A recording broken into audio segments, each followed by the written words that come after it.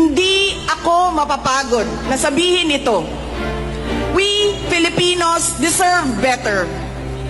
Tunay na kapayapaan at kaunlaran na hindi lamang para sa iilang politiko at mayayaman.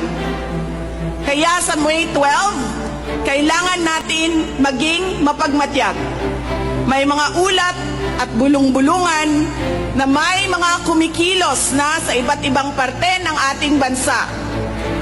Mga babala na maaaring nagsisimula na ang malawakang dayaan sa halalan ng alyansa.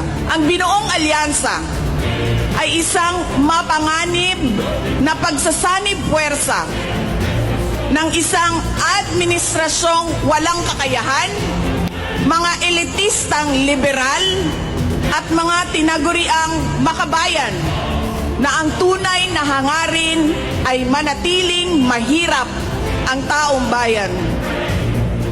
Isang alyansa na handang ibalik tayo sa kadiliman ng narco-politics, sa bangungot ng Typhoon Yolanda, kung saan ang mga Pilipino ay iniwan sa ulan, sa gutom at sa kawalang malasakit.